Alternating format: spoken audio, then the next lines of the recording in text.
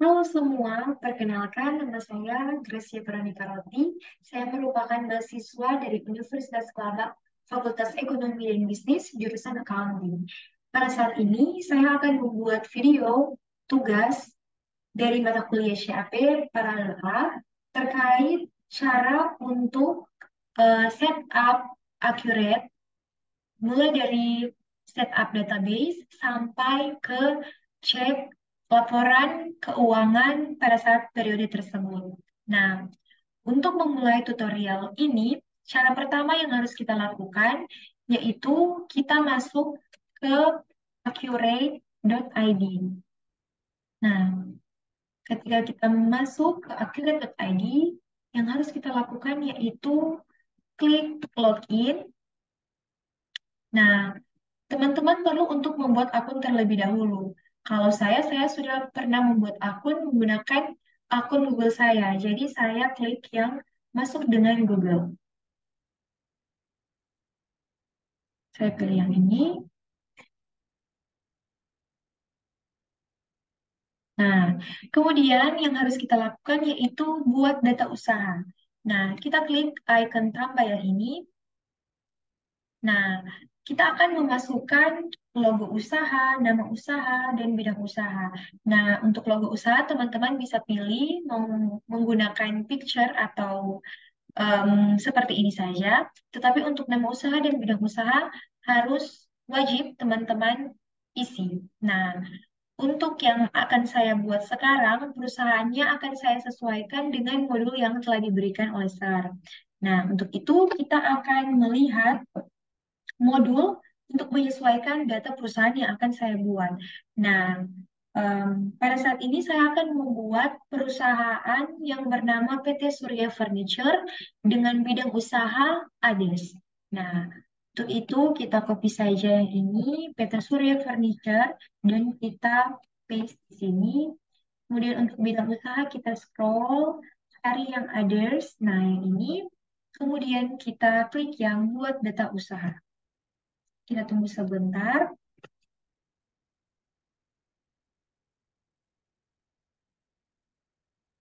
Nah, sudah berhasil. Kemudian kita klik lanjutkan.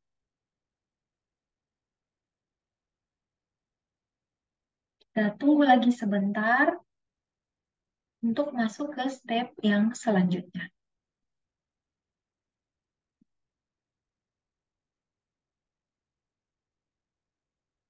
Oke, menunggu dan masuk ke bagian yang ini. Nah, pada bagian yang ini yang harus kita isi yaitu kategori usaha. Kita cek di sini kategori usahanya kita isi yang distribusi. Kita ketik di sini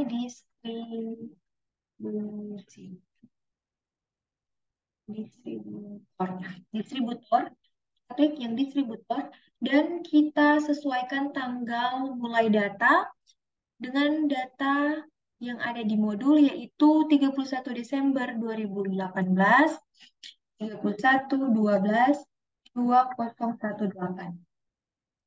Oke. Nah, kita cek di modul menggunakan metode biaya persediaan yang mana. Ya, kalau di modul dikatakan di sini metode perhitungan nilai persediaan menggunakan FIFO atau first in first out. So it means kita harus mengganti metode biaya persediaan yang tadinya rata-rata kita ganti ke FIFO. Oke, dan selanjutnya. Yang ini kita centang saja dan selesai. Oke, kita menunggu.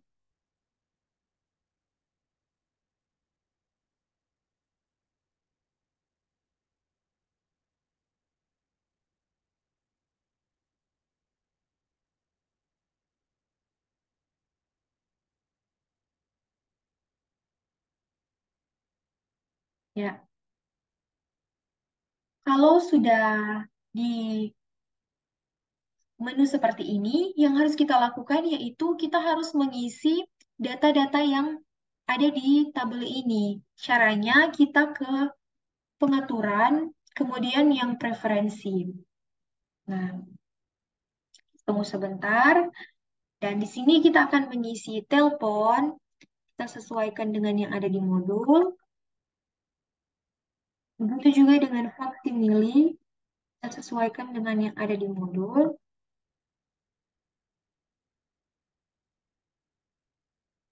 Begitu juga dengan email. Kita sesuaikan dengan yang,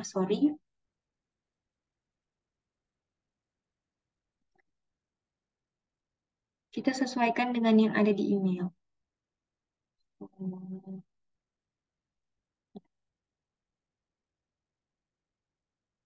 Oke, kalau sudah diisi telepon faksimile email, karena yang lain sudah ada, kita lanjut ke alamat.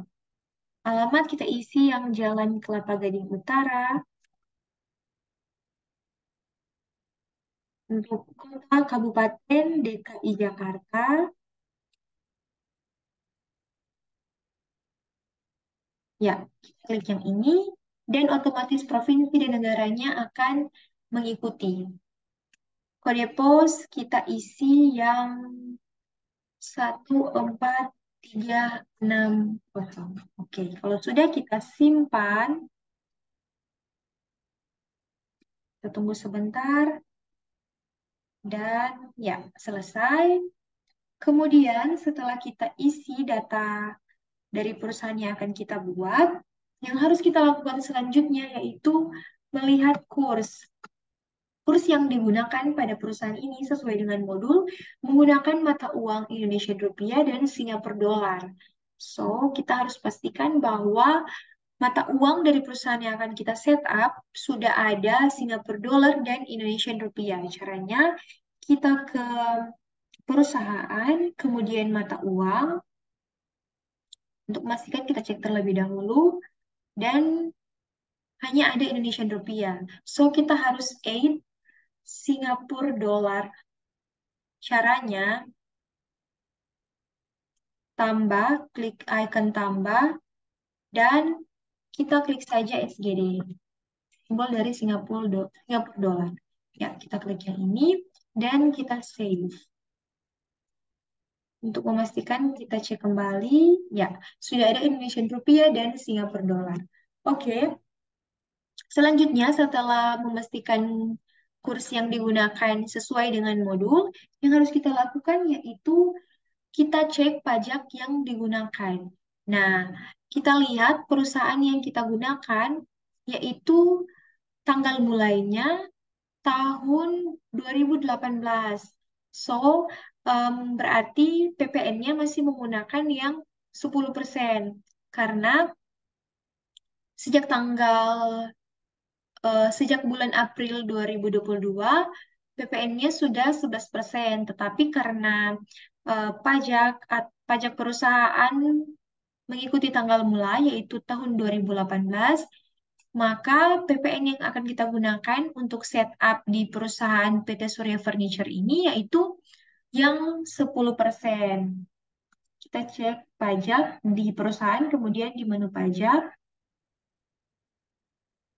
kita cek. Nah, di sini sudah 11%. Jadi kita harus mengubah ke 10% sesuai yang saya katakan tadi. Kita sesuaikan dengan pajak yang berlaku pada saat tahun 2018, yaitu masih 10%. Oke, kalau sudah kita simpan, ya sudah 10%. Dan next kita akan membuat gudang. Nah, di dalam modul dikatakan bahwa gudang dari perusahaan PT Surya Furniture itu ada dua, yaitu gudang depan dan gudang belakang. Nah, cara untuk membuat gudang, kita ke menu persediaan, kemudian kita ke gudang, dan kita buat gudang depan, kita klik depan, sorry, simpan, dan belakang. Nah, sorry.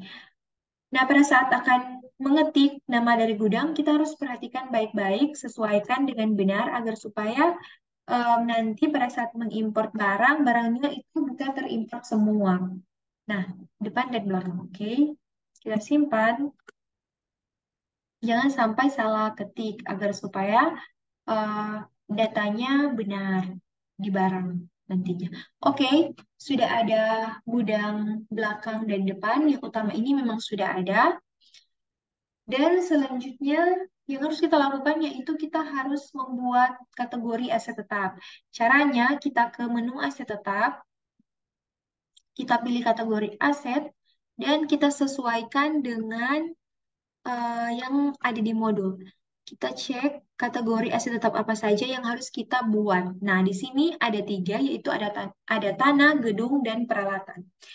Ketik tanah, save, kemudian gedung, save, dan yang terakhir yaitu peralatan.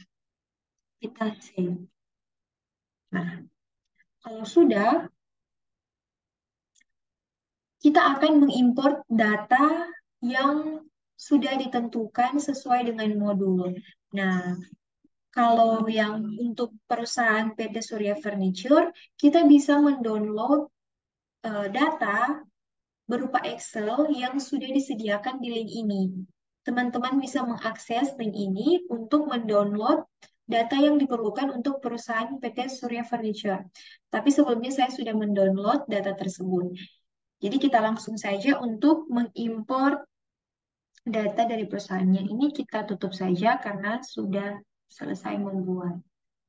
Oke, nah pertama yang harus kita import yaitu akun perkiraan. Caranya kita buka menu buku besar, kemudian kita klik yang akun perkiraan. Ya, kita close saja itu. Kemudian kita pilih yang import data. Import dari Excel.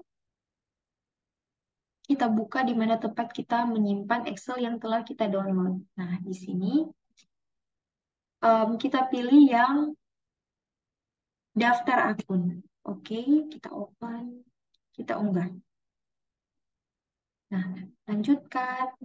Jangan lupa untuk mencentang yang ini dan kita lanjutkan. Kita tunggu sebentar, sementara proses import data.